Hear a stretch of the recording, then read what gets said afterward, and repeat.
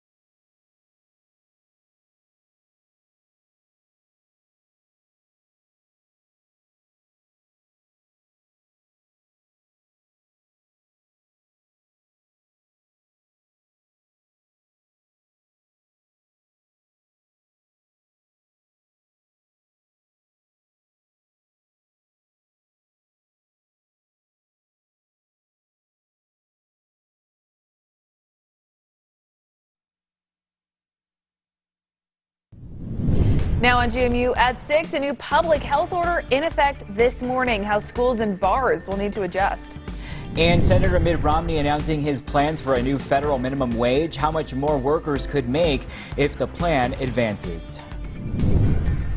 Plus, we're tracking a weak storm moving through the area today, but it's got colder air, windier weather, and a little bit of snow showers all coming up in Utah's most accurate forecast.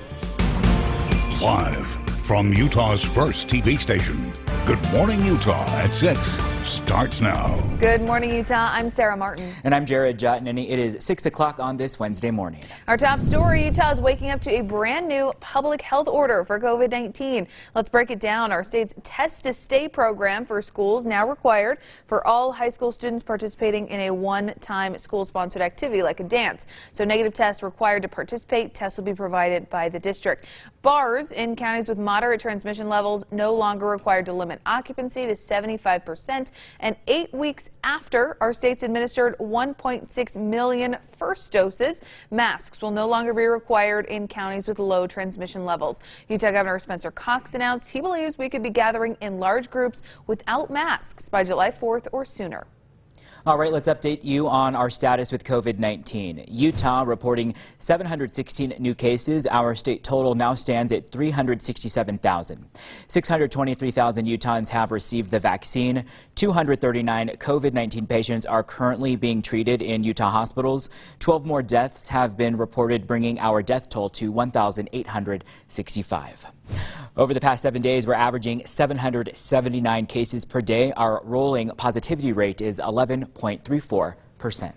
Our number is definitely moving in the right direction. 500,000 Utahns now vaccinated. Now people are asking, when will we reach herd immunity? Doctors say herd immunity means 70 to 90% of the population is immune to a given virus. In Utah, doctors say we're at about 20% right now of our population immune through vaccination or because they've had the virus recently. The case counts going down, vaccine distribution ramping up, being able to get together with people and more sort of have some of our societal social functions come back. I would think to some degree, again, with some mask wearing this summer and fall. State epidemiologists saying trials ongoing for kids in the vaccine. We could see vaccine approval for minors by late fall. Happening now, the Utah County Health Department says those 18 and older with certain medical conditions will now be eligible to receive a COVID-19 vaccine. Pre-registration is open for 5,800 COVID-19 vaccines that'll be issued starting March 1st through the Department of Health and NOMI Health. For location details and times, visit our website, abc4.com. Happening today, Utahns eligible for the COVID-19 can get a shot at select Walgreens pharmacies. This is a live look at one of those Walgreens locations. This is Redwood Road, West Jordan. This is a 24-hour location. The government has allocated more than 2,300 doses to Walgreens as part of the federal retail pharmacy program. For more information on how to sign up, how to get one of those doses, head to our website, abc4.com.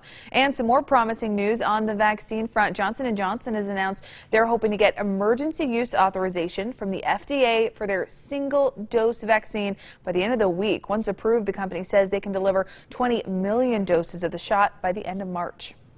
COVID-19 testing in northern Utah is expanding. People in Cache County can now get a free COVID test at 3 different locations: Ridgeline High School in Millville, the Hiram Senior Center, and Utah State University in Logan. To find out the hours of operation for these sites, visit our website, abc4.com. Let's go to weather now. Adam Carroll, meteorologist. It is chilly outside this morning. It is chilly outside. Different day than yesterday for sure in terms of temperature. We had a lot more 30s on the map at this hour yesterday. Now we have teens and 20s here for the majority of the region. But still some 30s here along the Arizona Strip, St. George, Lake Powell. 17 both in Evanston and Rock Springs right now. 19 Moab, 17 in Milford, 16 Cedar, also in Ely. We've got more clear skies in the south, leading to colder temperatures here this morning.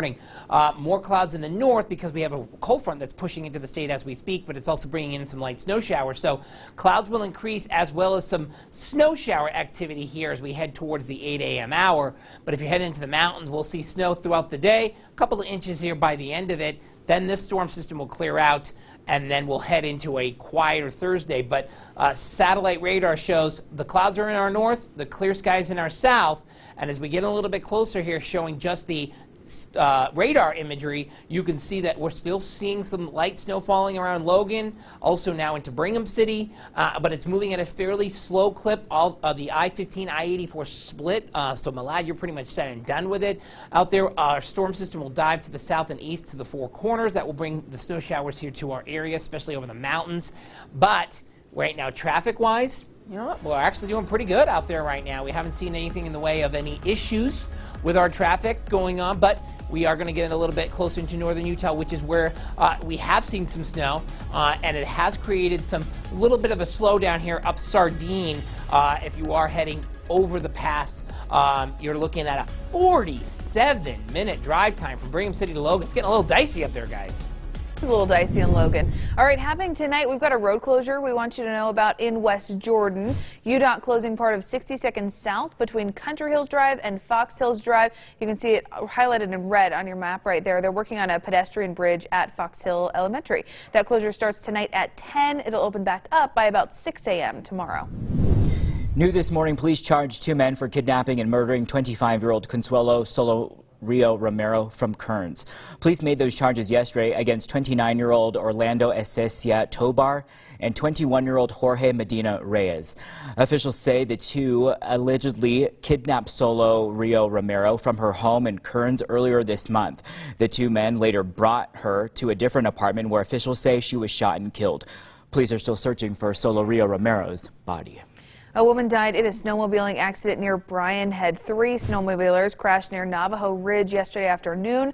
A man and another woman were injured as well in that crash. The man in critical but stable condition at Cedar City Hospital. The woman was treated and released. We do not know the name or hometown of the woman who was killed. Senator Mitt Romney announcing a new plan yesterday to raise the federal minimum wage to $10 an hour, but only if businesses use a system called E-Verify. His new legislation would gradually increase the federal minimum wage to $10 an hour over the course of 4 years. It could also update future minimum wage increases based on inflation rates. The act requires businesses to use E-Verify so that wage increases only go to legal workers. And happening today in local politics, Dixie State University students planning to gather on our Capitol steps today, urging lawmakers to change their school's name before time runs out. Senate President Stuart Adams says the name change is not a priority this session. He'd like more public input before lawmakers vote. But the president of the Salt Lake NAACP chapter says she and her community have been working on this name change for more than 15 years.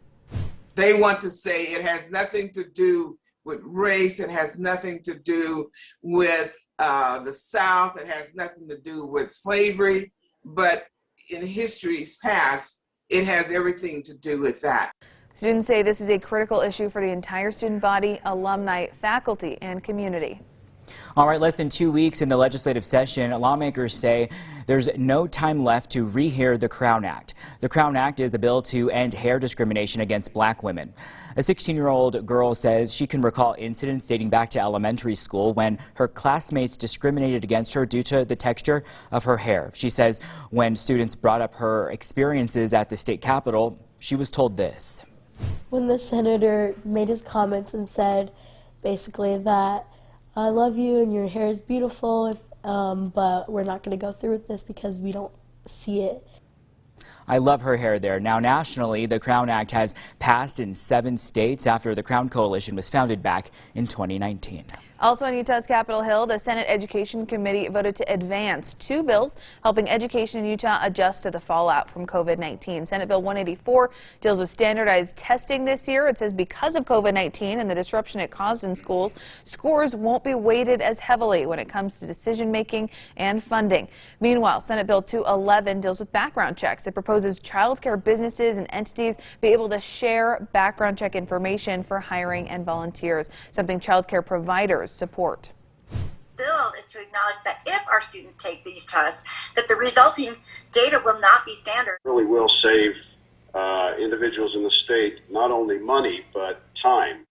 Both bills passed unanimously. They're off to the full Senate for consideration. Also on Capitol Hill, a lawmaker wants to create rules around carrying dogs in truck beds. House Bill 386 would ban dogs in truck beds unless the speed limit below 40 miles per hour and the dog is caged or tethered to the back of the truck. The bill does include an exception for actively working, hunting, and farming dogs. Right now, it is legal for an animal to ride unrestrained on a flatbed or pickup truck on the freeway. All right, this morning we're meeting the Salt Lake City School District's new superintendent. This is Dr. Timothy Gadsden III. He was voted unanimously to take over the district. The district made the announcement last night. It's believed that Dr. Gadsden is the first African-American superintendent in Utah. The new superintendent says he plans to focus on students' curriculum and mental health next school year because post-pandemic life may be harder for those going to school. We meet students where they are. We assess the students' level of learning. We provide them with a quality learning experience where teachers are working to eliminate systemic inequities. The Salt Lake City School District is working on a contract to secure the deal that would keep Dr. Gadsden with the district through the next 2 school years. He's expected to start in July after he finishes up the school year in Minnesota. We know it's so important to get rid of those old prescription drugs in our homes. Now in Weber County, you've got a few more safe places to throw them away. Here's a list for you. The Weber County Sheriff's Office, the Far West City Office, and the Marriott Slaterville City Office. The program encouraging Utahns to clean out those medicine cabinets so kids don't accidentally or intentionally misuse them. It's also more environmentally safe than dumping medication in a landfill. All right, time now 6:11. Coming up next on Good Morning Utah, Tiger Woods is recovering from a rollover crash yesterday. Hear how his condition is this morning in the hospital. And the Utah Red Cross highlighting their African-American founders, how their legacies continue today, coming up in a live interview. Good Wednesday morning. Coming up here on ABC News, an exclusive with the president of the Toronto Raptors. What should have been the happiest moment of his career, winning the 2019 title, marred by a sheriff's deputy who shoved him twice while he tried to celebrate with his team. He's going to talk about it on TV for the first time this morning, only here on GMA.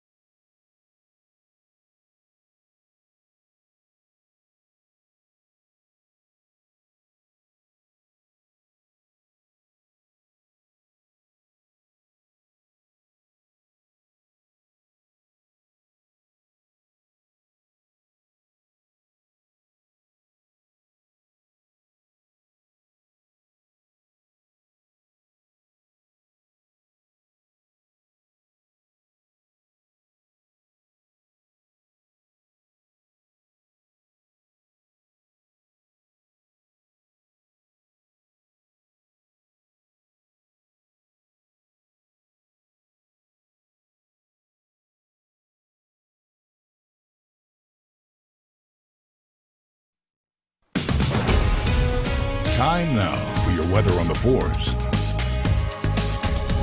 Welcome back, Utah. 6:14. Time for weather on the 4s. Adam, you've got snow behind you. Snow? It's Hiram. Yep, it's been snowing up in Cache here this morning, Okay. and very light stuff. But on those secondary roads, Sarah, it's been cold enough that, you know, what's going to stick. So it's going to create for a slippery commute in some of those secondary roads. So keep that in mind this morning. We're not going to see a lot here, but we've already seen just enough on some of these roads in Cache that they are becoming a little bit more slippery. So that's what it looks like in Hiram right now. Nearby in Logan, 25, 29 Ogden, 28 Salt Lake, 22 Provo, 36 St. George. Throughout the rest of northern Utah, Wellsville's at 24 right now. Near Hiram, 16 in Randolph, also in Huntsville, 24 Malad. And then looking at the northern Wasatch Front, 17 Morgan, 12 in Hennifer, 25 Farmington, also in North Ogden. Temperatures in the central Wasatch, 21 in Tooele, also in Holiday, 23 West Jordan and Stansbury Park. So we're seeing definitely colder temperatures across the board today compared to yesterday. 22 Pleasant Grove, 27 in Payson and in Elkridge, but 25 in Eagle Mountain. Now, 29 is going to be the temperature at about 9 a.m. We'll see the development of some snow showers around, but it'll be mostly cloudy. We'll see some sunshine at times here into the afternoon, mixed in with clouds. Isolated snow showers and breezy here heading into the afternoon hours. But, you know, there it is, the snow kind of moving in and moving slowly south.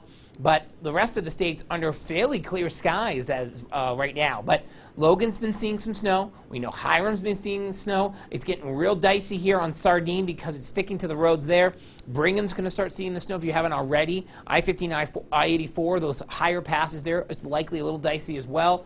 Futurecast, though, through time, shows the clouds out there here through 10 a.m. They will eventually start pushing a little bit farther south. We'll see those breaks in the sunshine here throughout the afternoon, but it's very, very windy here across eastern Nevada, western Utah, portions of southern Utah, but we're seeing isolated to scattered snow showers here, and then eventually pushing into eastern Utah, but it stays breezy to windy here, especially down that I-15 corridor where you're going to see gusty canyon winds overnight in St. George. Staying breezy, even with the high pressure rolling back in on Thursday, because it's not going to last very long, and we're going to have another storm system coming in late Friday into Saturday, bringing more chances for snow showers for valleys and mountains, but our best chance is going to be Saturday for accumulating snowfall. So that's something to keep in mind if you're planning your weekend already. We're going to see some snow here across portions of northern Utah moving forward. But outside today, 30s and 40s for the most part. We have some snow showers around, as I mentioned here, especially over the mountains. Gusty canyon winds tonight in St. George after a 66-degree high, 57 tomorrow. Lots of sunshine here. Now, I'm completely taking out the precipitation here for Sunday now. It doesn't look like that's going to happen. 30s and 40s here for the next 7 days. It will finally warm here for the start of next week. We'll see that snow on Saturday.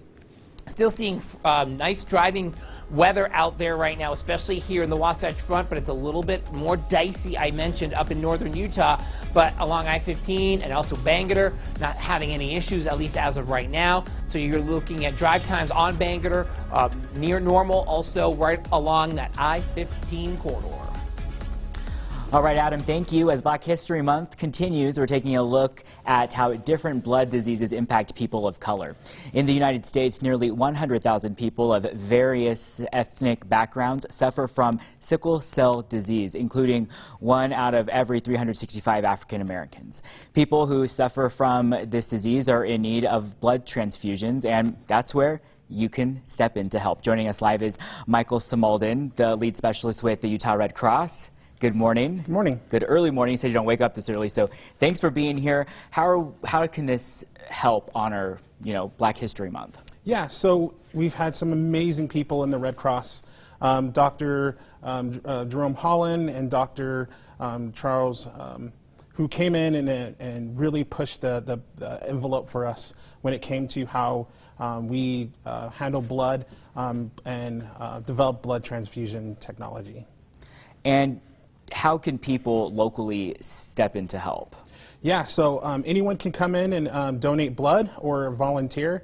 Really pushing for people in the Black community and people of color to come in and do that. We'd like the Red Cross to kind of reflect our communities, and we really are looking for excellent people in our community to come in and join the ranks as a volunteer or to donate blood. How important now more than ever is it to focus on minority groups stepping up to the plate to, help others in their groups who may be struggling with something like this? Yeah, so it's we like to see ourselves when we're looking in our community and in our nonprofits that kind of work in our community as well. So being able to see ourselves and that reflection is very important, especially to the Red Cross. And so we really want to, we encourage people to join. There's so much disaster going on right now throughout the country that, the Red Cross steps in to help for this. How important is it to put an emphasis on something like this amid all this other chaos that we're experiencing? Yeah, so people, when they're going through a disaster, they tend to look for people who look like them.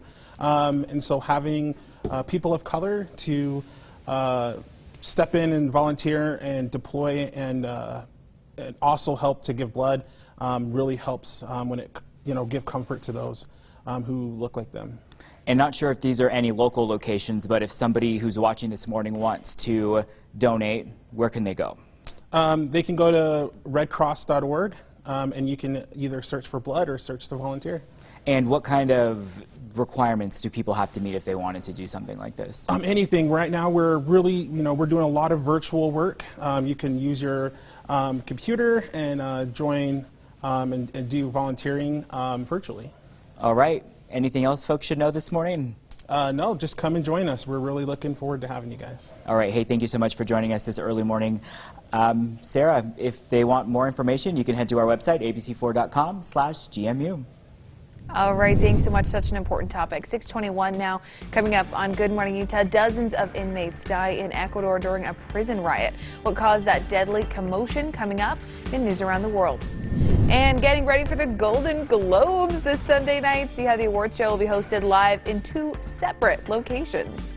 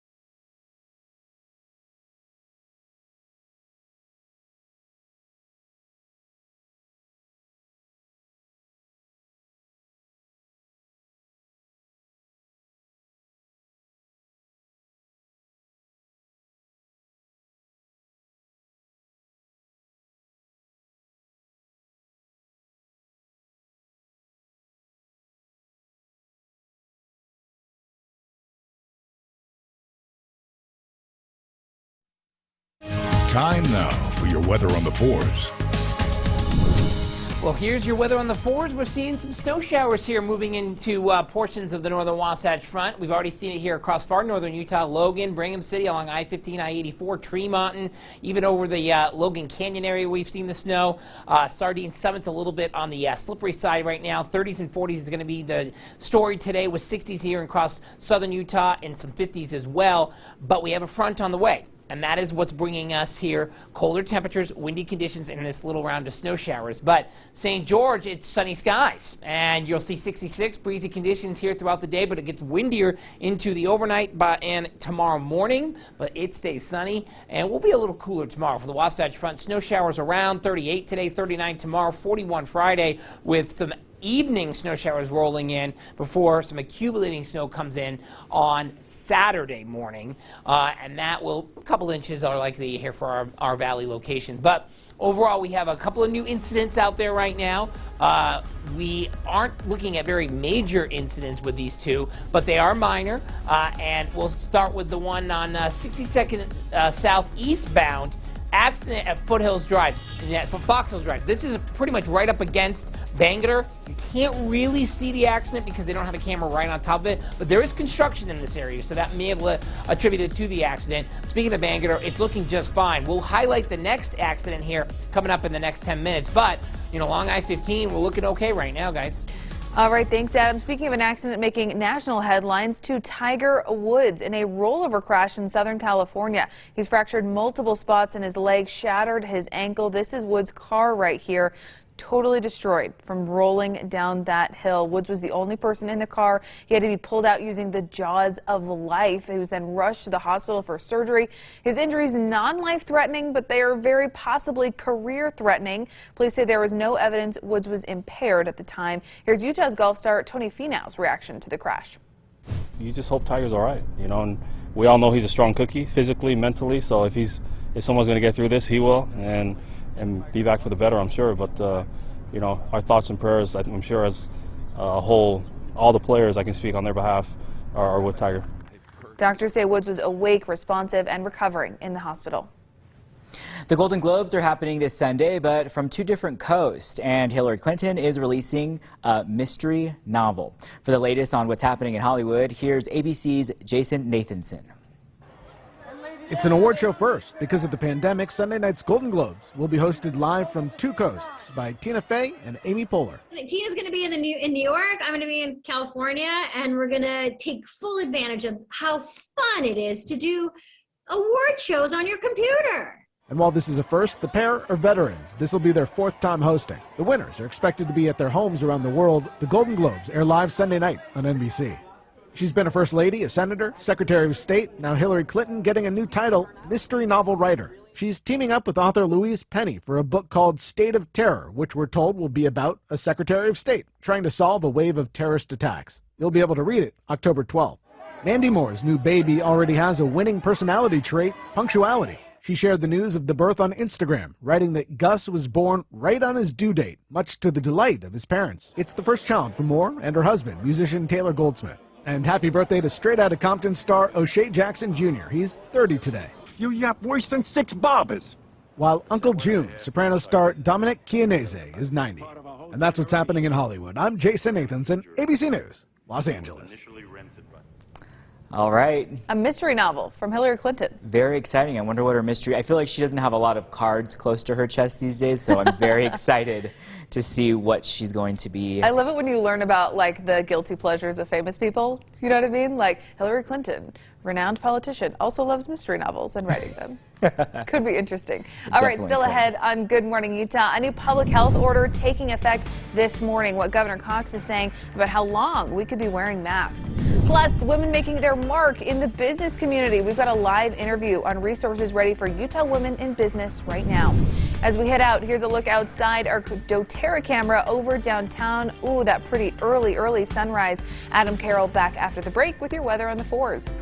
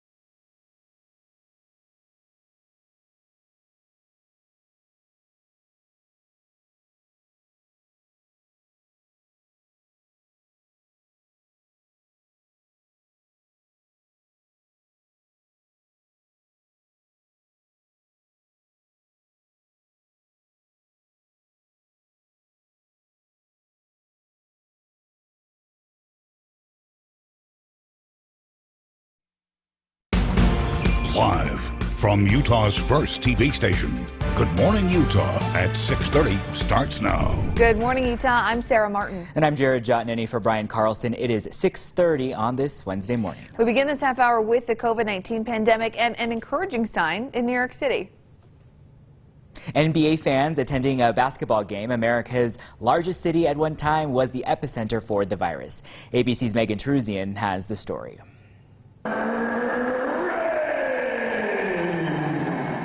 This morning, a cause for celebration. Basketball fans doing something they haven't done in nearly 1 year. I feel like Willy Wonka in the chocolate factory when I got the golden ticket.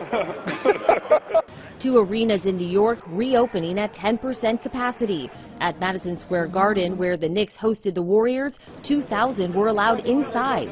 At Barclays Center, where the Nets played the Kings, 300 season ticket holders. All were required to socially distance, wear a mask, and show 2 negative COVID tests. In the race to vaccinate, the CDC now says 17% of the U.S. adult population now received at least 1 shot. And now handling the vaccines may get easier. The New York Times reports the FDA is set to allow the Pfizer vaccine to be stored in regular freezers, as opposed to ultra-cold conditions.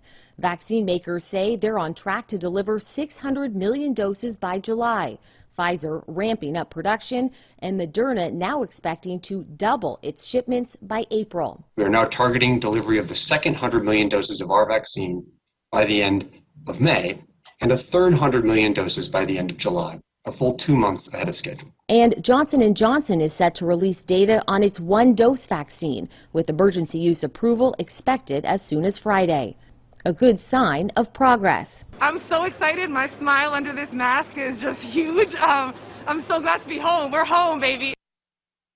Meanwhile, in Washington, the House is set to vote Friday on President Biden's $1.9 trillion COVID relief package. But there's a battle in the Senate. Republicans want less spending. Megan Tavrizian, ABC News, San Diego. All right, let's talk about COVID-19 right here in Utah. Utah waking up to a brand new public health order. Let's break it down for you. Our state's Test to Stay program for schools will now be required for all school students participating in one-time school-sponsored activity like a dance. So a negative test required to participate. Tests will be provided by the district. Bars in counties with moderate transmission levels are no longer required to limit occupancy to 75%. And 8 weeks after our state's administered 1.6 million first doses of the vaccine, masks no longer required in counties with low transmission levels. Our Governor Spencer Cox announced he believes we could be gathering in large groups without masks by July 4th or sooner. And our COVID-19 numbers definitely moving in the right direction. 500,000 Utahns now vaccinated. Now people are asking, when will we reach what's called herd immunity? Doctors say herd immunity means 70 to 90% of our population immune to a given virus. In Utah, doctors say we're at about 20% of our population immune through vaccination or because they've had the virus recently. The case counts going down, vaccine distribution ramping up, being able to get together with people and more sort of have some of our societal social functions come back. I would think to some degree again with some mask wearing this summer and fall. Our state epidemiologist now saying trials ongoing for kids. We could see vaccine approval for minors by late fall. Happening now, those 18 and older in Utah County with certain medical conditions now eligible for the COVID-19 vaccine. Pre-registration is open for 5,800 COVID-19 vaccines that'll be issued starting March 1st through the Department of Health and NOMI Health. For location details and times, visit our website, abc4.com. And happening today, Utahns eligible for the COVID-19 vaccine can now get the shot at select Walgreens pharmacies. This is a live look at one of those Walgreens locations on Redwood Road in West Jordan, a 24-hour location there. The government has allocated more than 2,300 doses to Walgreens as part of the federal retail pharmacy program. For more information on how to sign up, head to our website, abc4.com.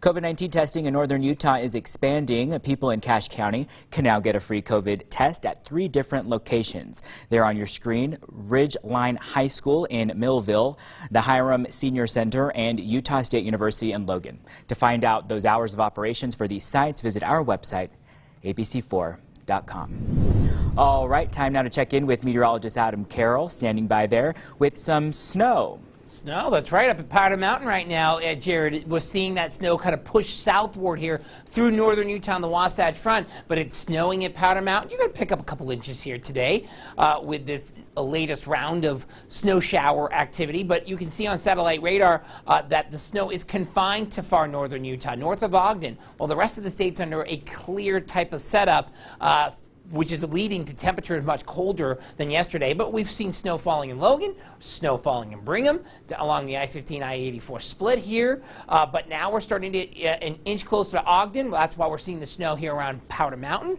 And eventually places like Snow Basin, Nordic Valley, those areas are going to pick that up.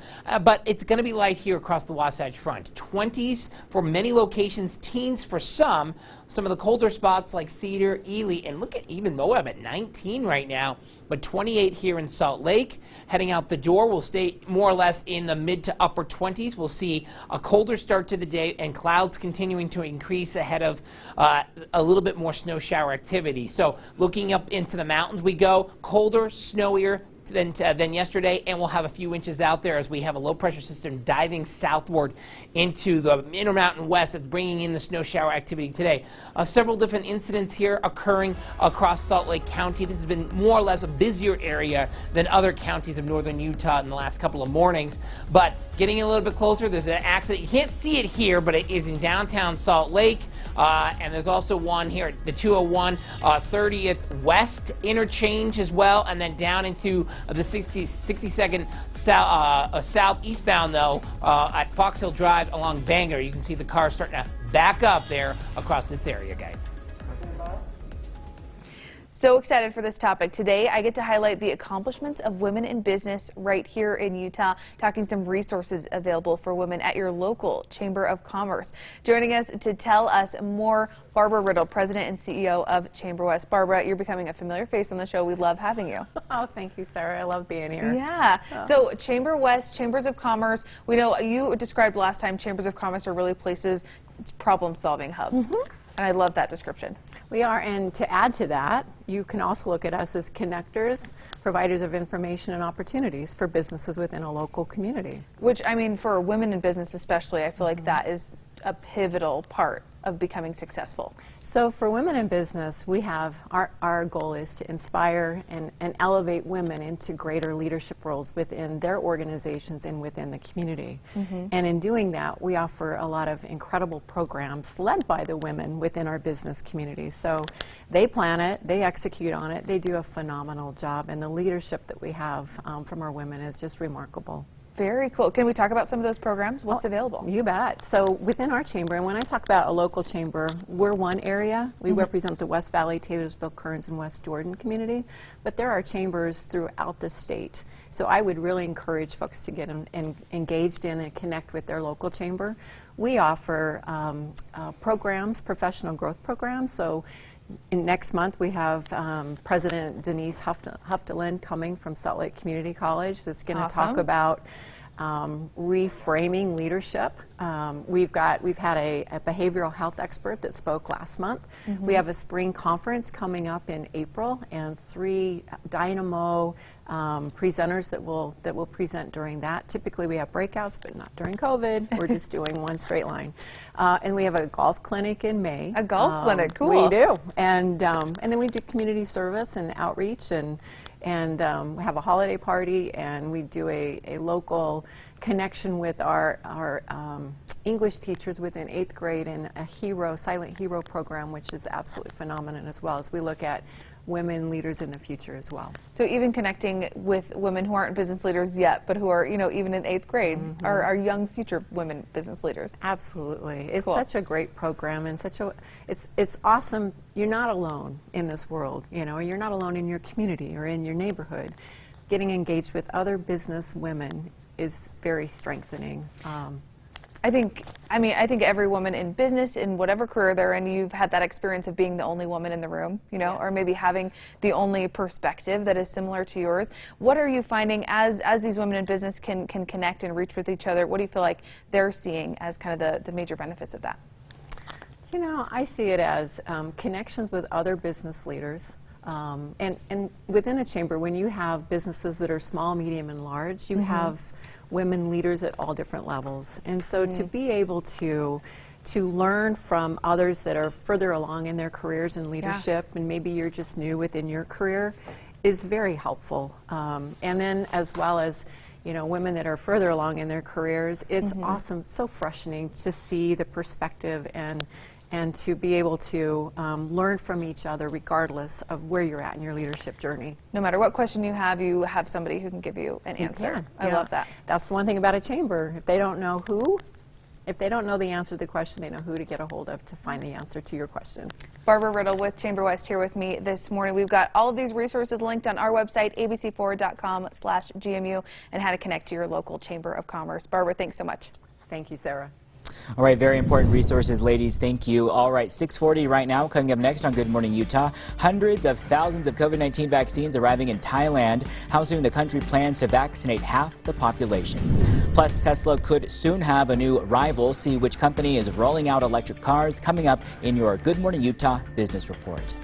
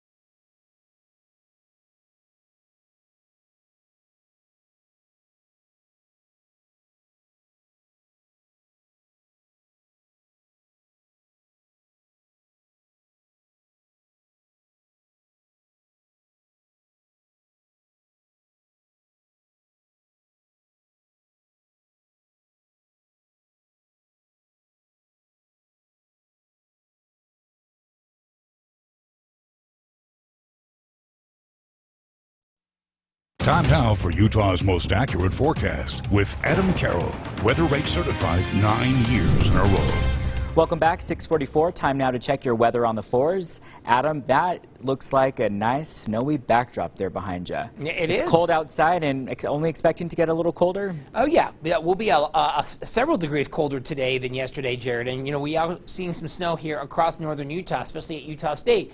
This is kind of more or less the main campus of Utah State. You can see how the sidewalks are on the snow-covered side because we've had some snow here this morning. But overall, Storm Tracker radar is showing that that snow is starting to slowly progress southward here. So places like Brigham City seeing snow, Logan, Sardine, and Logan summits. It's getting very, very difficult heading up into the Logan area from Brigham City right now, but satellite radar shows that we've got mainly clear skies in the south. We've got more clouds in the north, also some snow out there as we have seen, and that is all going to progress southward. But we're also in for a colder and windier day because of fronts coming through, and that's where it's bringing our temperatures back into the 30s. But the winds are really going to kick in here this afternoon. Just more or less breezy to start the day, then we get gusty. But very, very cold here on the Wasatch Back. 6 in Summit Park and Timber Lakes, 8 in Camas, 12 Park City. Very cold start. Teens and 20s here in the Uinta Basin. How about Central Utah? We're looking at teens and 20s here as well. Richfield's at 18. 18 else in Hanksville, 20s and 30s elsewhere. We're looking at just 8 degrees in Bryan Head, 25 in Antimony, 20 in Caliente. And for your school day forecast, upper 20s go to mid-30s here heading into the afternoon hours. We'll see the isolated to scattered snow showers out there as well.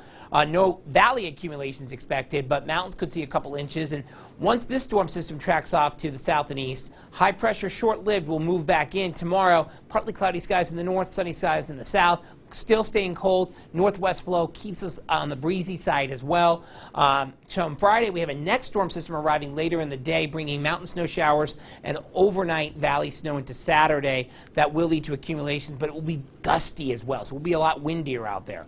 38 in Salt Lake, 66 St. George, 41 though in Price, 53 Cedar. And looking at northern Utah, this is the area that will see the best shot of some snow showers though. And we will even see some sunshine, but it will likely happen a little bit later into the afternoon hours. Now, looking at your regional forecast in the south, plenty of sunshine down here. No wet weather, no snow showers, 66, breezy today in St. George. Gusty canyon winds overnight tonight. Then a little cooler tomorrow, back up into the 60s thereafter. For the Wasatch Front, snow showers 38, then 39 tomorrow.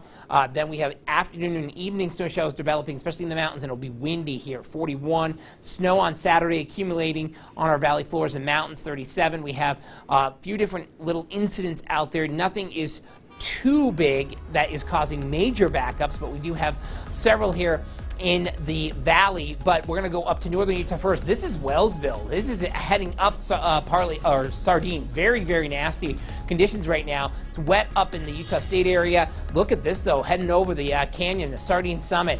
Much longer drive times here today. You're also looking at Park City, normal drive times as well as the I-15 corridor. But stick around because in just a few minutes at 7 a.m. we are heading on over to Utah's CW30 for more news, weather, and traffic. All right, thanks, Adam. Time now for news around the world. In Ecuador, 67 inmates died during a prison riot yesterday. Prison staff say rival gangs inside the facility sparked that violence. Police deployed hundreds of officers to break up the mobs. Deadly prison riots have happened more and more frequently in Ecuador. Activists say prisons there are packed beyond capacity by over 10,000 inmates at a time. Iran is pushing for a return of the Iran nuclear deal. Iranian officials started restricting international inspections of their nuclear facilities yesterday. The goal here to pressure the U.S. and Europe to lift economic sanctions that are crippling their country right now and to restore the 2015 nuclear deal. That deal allowed countries like the U.S. to collect and analyze thousands of images of Iran's nuclear facilities. And some vaccine news in Thailand. The first batch of over 200,000 vaccines, COVID-19 vaccines, arrived in their country from China yesterday. Thailand plans to inject 10 million doses a month. That would cover at least half of the population by the end of 2021. The country has confirmed 25,000 plus cases of the virus and 83 total deaths. That's your news around the world. All right, time now for business news. GameStop is looking for a new CFO, and there's a new electric car maker to rival Tesla. This is your Good Morning Utah Business Report. New pledges from Fed Chairman Jerome Powell to continue keeping interest rates low, helping tech stocks bounce back a bit. The rally reversing an early drop Tuesday, letting tech-heavy NASDAQ close down 0.5%. Tech stocks, which soared during 2020, have pulled back a bit as investors look to other areas with the economy opening up. And GameStop is looking for a new CFO. Jim Bell is stepping down next month. A source telling Reuters that the move does not have anything to do with the wild Reddit-fueled swings in the stock price of GameStop. but it was initiated by the company. Plus, two retailers on either side of changes in shopping forced by the pandemic say they expect the same trends will continue for a while. Home Depot, benefiting from homeowners spending more time and money at home, saw revenues up to 20% last year. Macy's, hit by people spending less on clothes, saw annual sales down 30%. And another rival for Tesla, electric car maker Lucid Motors, now says it'll introduce a rival to Tesla's Model 3 as soon as 2024 or 2025. And that's your Good Morning Utah Business Report. Now to Tiger Woods in a rollover crash in Southern California. He's fractured multiple spots in his leg, shattered his ankle. This is Woods' car, totally destroyed from rolling down that hill. He was the only person in the car and reportedly had to be pulled out using the jaws of life. He was then rushed to the hospital for surgery. His injuries not life-threatening, but they are possibly career-threatening. Police say there was no evidence that Woods was impaired at the time. Here's Utah's golf star Tony Finau's reaction to the crash. You just hope Tiger's all right, you know, and we all know he's a strong cookie, physically, mentally, so if someone's going to get through this, he will, and be back for the better, I'm sure. But you know, our thoughts and prayers, I'm sure, as a whole, all the players, I can speak on their behalf, are with Tiger. Doctors say Woods was awake, responsive, and recovering in the hospital. New this morning, police charged the two men for kidnapping and murdering 25-year-old Consuelo Solorio Romero from Kearns. Police made those charges yesterday against 29-year-old Orlando Esecia Tobar and 21-year-old Jorge Medina Reyes. Officials say the two allegedly kidnapped Solorio Romero from her home in Kearns earlier this month. The two men later brought her to a different apartment where they shot and killed her, officials say, because she, quote, knew too much. Police are still searching for Solorio Romero's body. A woman died in a snowmobiling accident near Bryan Head yesterday. 3 snowmobilers were involved in that crash near Navajo Ridge. A man and another woman were injured as well. The man in critical but stable condition at Cedar City Hospital. The woman was treated and released. We do not know the name or hometown of the woman who was killed. Senator Mitt Romney announcing a new plan yesterday to raise the federal minimum wage to $10 an hour, but only if businesses use a system called E-Verify. This new legislation would gradually increase the federal minimum wage to $10 an hour over the course of 4 years. It would also update future minimum wage increases based on inflation rates. The act requires businesses to use E-Verify so that wage increases only go to legal workers. Happening today, Dixie State University students plan to gather on our Capitol steps, urging lawmakers to change their school's name before time runs out. Senate President Stuart Adams says the name change of Dixie State not a priority of the session. He'd like more public input before lawmakers vote. But the president of the Select Chapter of NAACP says she and her community have been working on this name change for more than 15 years. They want to say it has nothing to do with race. It has nothing to do with the South. It has nothing to do with slavery. But in history's past, it has everything to do with that. Students say this is a critical issue for the entire student body, alumni, faculty, and community. All right, this morning we're meeting Salt Lake City School District's new superintendent. This is Dr. Timothy Gadsden III. He was voted unanimously to take over the district. The district made the announcement last night, and it's believed that Dr. Gadsden is the first African-American superintendent in Utah. The new superintendent says he plans to focus on students' curriculum and mental health next school year because post-pandemic life may be challenging for those going to school. We meet students where they are. We assess the students' level of learning. We provide them with a quality learning experience where teachers are working to eliminate systemic inequities. The Salt Lake City School District is working on a contract to secure the deal that would keep Dr. Gadsden with the district through the next 2 school years. He's expected to start in July after he finishes up the school year in Minnesota. Our congratulations to him. All right, one last look at our weather this morning, Adam. Yeah, it's getting a little tricky here for traveling up into far northern Utah. We've had the snow out there, but it's been colder up there than other places, so it's sticking a lot easier as well. Places like Brigham, along I-15 up and around Brigham City, also Logan. So that's just something that we are looking at here, but nothing in St. George for snow. 66 today, gusty canyon winds overnight, 57 tomorrow, and we're just staying super nice in southern Utah. For the Wasatch Front, snow showers out there today. 38, 39 tomorrow. We have some snow in the forecast yet again Friday night into Saturday as we stay below normal through Sunday. And we still have a few different incidents here in the Salt Lake Valley, but they are all pretty much getting cleared up. But I do want to continue to focus here on northern Utah, because if you are up in this area, look at that. Look at Sardine right now. Sardine Canyon, that's also I-15 at 27 South, just south of Brigham City. There's been an accident in that area, so it is on the dicier side of things here up in northern Utah, and it is causing longer drive times here over the pass to Sardine Summit and Sardine Canyon. So you will want to take it easy here this morning as that snow is sticking pretty quickly. All right, make sure they're safe up there. Definitely want to drive for conditions this morning. Yeah, okay, we've got a baby birthday, right? We've got a very special one. We sure do. My son, Blake Carroll. We changed the picture for this one. Equally as cute. I gotta tell you, I couldn't figure out which one was cuter. Oh my gosh. He's pretty cute on this one. So cute, those little overalls. Oh, I know. So I think that he's about 18 months in that picture, and he turns 3 today. Starts preschool on Monday. He does love long walks in the stroller, you know, with his sippy cup, apple juice, chocolate milk, chicken nuggets, fries, all that good stuff. So cute. But yeah, big day for him, to say the least. Happy birthday, Blake. Congratulations, Adam. Thank you. 3 is such a big birthday. It is, but it's troublesome. And we'd love to share your birthdays too. If you have any pictures, send them our way. news@abc4.com. Happy birthday, Blake. All right, we're ending the show with something almost as adorable as baby Blake. An Australian zoo has unveiled its first baby koala in over a year. Wow. Oh, look at this How little adorable. guy. Look at the eyes. So cute. This baby koala's name is Humphrey. He made his debut yesterday. He's 8 months old. This is the Taronga Zoo in Sydney. So this is, I mean, just such a big deal because of all of those wildfires we were talking about at this time last year. So many of these animals were killed and injured, and so the signs of new life, even at zoos, just really, I mean, have brought a lot of hope to the country. All right, that is so adorable. So cute. I know, right? Thank you so much for making us a part of your morning. We are right back here tomorrow. More local news is coming up on Utah's CW30. Stick around.